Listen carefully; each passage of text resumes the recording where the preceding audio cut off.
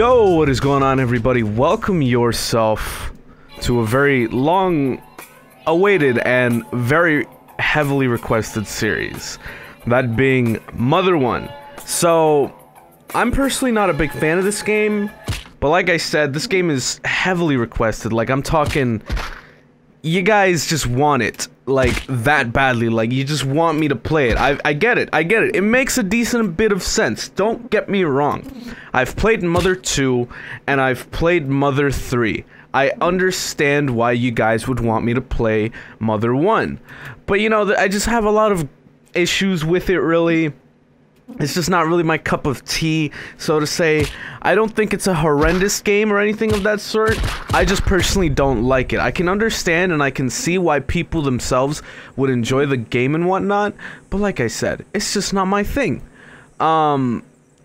But another thing I may add is, like, a lot of it, or rather, it's kind of the other way around, I suppose. A lot of Earthbound is similar to Mother 1, so it's almost like you're kind of getting the same experience in a lot of places. So it just, I don't know, it just feels like it's not really worth it playing it. But like I said, very heavily requested. You guys really wanted to see this, so I figured, you know what, why not? No reason not to at this point. Like, what, like, what the fuck else am I gonna do? Plus, let's be honest, like, can't be that bad, right? I get the game has some horrible balancing issues, at least in the emulated version, and I'm not sure if the port has any issues of that sort or whatever, but, you know, I know at the very least that, the original is very, very not good in terms of, balancing and stuff. I mean, I don't think it's that bad at the start. I think, like, the further you get into the game is just once it gets pretty, like, ridiculous. But it is what it is, I guess. I mean, there are a lot of good things that I personally think come from Mother 1. That being a lot of the actually really, really great music from it. For example, we got Pollyanna from that, or Pollyanna, whatever you want to say, however you want to say it. That's probably my favorite Mother theme, truth be told. I just think it's that great. On top of that, you know, we also have a lot of themes that made it as, like, remakes or remixes or variants in Mother 2 and further games, if that makes any sense, you know, that sort of thing. As well, you know, there is the fact that, you know, it's the first game in the series. Without it, we wouldn't have Mother 2 or Mother 3 to begin with, which, you know, I'm very thankful that it exists in the first place. Can you imagine not having Earthbound in Mother 3? Well, I mean, you don't have to imagine not having Mother 3, because it's only fan translation, but that's besides the point. You know, disregarding the, you know, Nintendo bullshit, where they don't want to port it, because this and that, or whatever bullshit, that doesn't matter. What I'm trying to get at is just simply the fact that, you know, if we didn't have Mother 1, we wouldn't have these other games.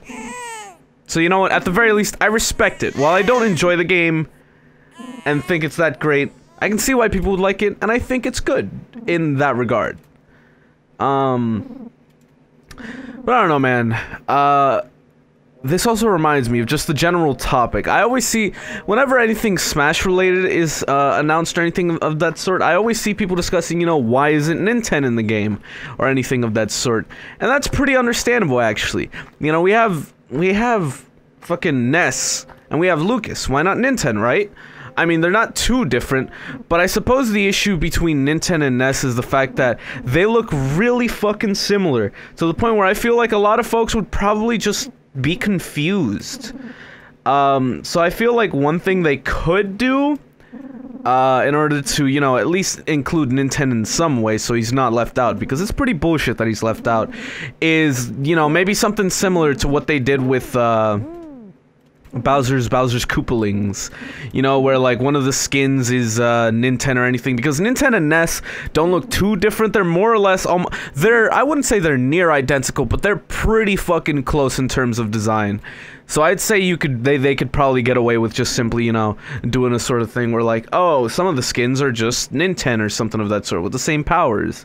I mean, I guess you might need to tweak some of them, but I mean, at the end of the day, Ness doesn't have half the powers that he has in Smash, neither does Lucas, so I think they can get away with it, honestly.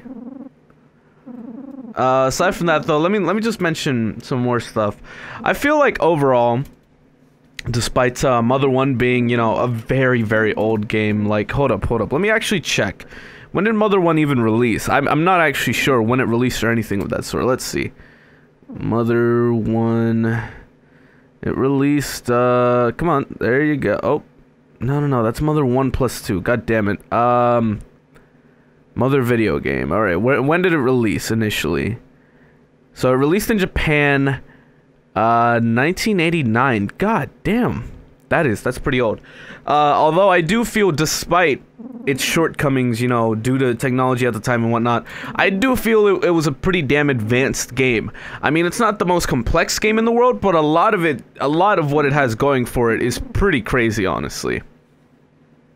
I think it's just a great and very innovative game overall, but again, personal taste, personal preference stops me from really enjoying it that much. You know, that's just kind of how it goes with these sorts of things. Like, if you were to ask me whether or not I would prefer Mother 1 over Mother 2, I'd pick Mother 2 for a lot of reasons. Technological advancement. Just simply everything being a bit more polished. That's not to say everything in Earthbound / Mother 2, just for consistency's sake. That's not to say everything in the game is perfectly balanced and perfectly good. There's a lot of issues I have with it, but I do still think it's a very good game and does its job very well. Now, let me say hello to the best game in the series, though, Mother 3. Don't at me on that opinion, that Mother 3 is the best game in the series. I hate to break it to y'all, but it just is. Like, I own more Earthbound / Mother 2 merchandise than Mother 3 because, well, you know, it released in the West and whatnot. But that doesn't mean it's my favorite. Like, sure, I have 2 Japanese copies of Earthbound, a like NES 2D, or not 2D, like kind of like a 3D pixel bead sort of thing, and a couple other little things. Yeah, sure, I have all that, but it's not my favorite. But I do have a lot of Mother 2 / Earthbound does have a lot of importance in my life. So, you know, that's why I have it, just sort of my prized possessions. You know what, fuck it, story time, you ready? So you're probably wondering, what is Mother 2's importance in my life? Because when I say my life, I do mean, like, my life. So, believe it or not, the reason I started YouTube, or the reason I found YouTube in the first place about nearing a decade now, wow, because I found it in, like, 2009. The reason I found YouTube was because of Earthbound. I don't remember exactly what the setup was, but I do remember that literally the first fucking series I ever watched on YouTube was Earthbound. Guess whose Earthbound playthrough it was? Chugga Conroy. He's a very nice fellow, by the way. Like, he's super great. I appreciate him. Anyway, but Earthbound, Mother 2, literally basically I wouldn't be making this video, I wouldn't be talking to you, I wouldn't be doing any of this had it not been for Earthbound. That's how important it is to me and in my life, basically.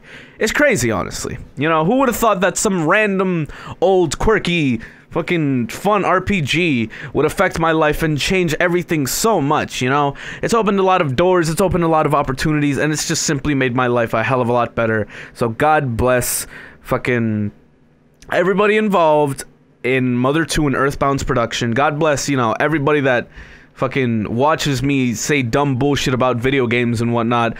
And, you know, just God bless its existence in general, because goddamn, like I said, I would not be here spouting bullshit about video games had it not been for Earthbound's just existence in general. So, you know, the first part of this game takes a while, but we're finally into the first battle here, you know. Seeing as this is Mother 1, we don't have, like, the scrolling health bar or anything of that sort, but we'll be fine without it. You know, it's just typical RPG sort of stuff, nothing really out the ordinary, just very basic, you know, your usual turn-based sort of stuff. If you're not careful and you don't play your cards right, you might actually lose this fight, but I think we'll be good. I think luck is on our side, and what do you know, that went pretty well, actually. We even got a level up. Nice. Nintendo already got a nice little skill there, so that'd be nice. Alright.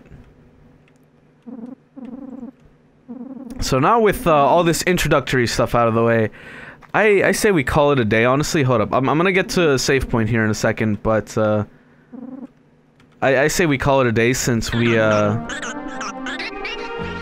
since we've gone through the introductory stuff of the game. I think it's safe to say, it's best to end it off here. So anyway, folks, if you have enjoyed this part of my Mother 1 series, of course, be sure to drop a like as well as a comment. Be sure to subscribe if you're really feeling it, and I shall see you guys next time. Bye-bye.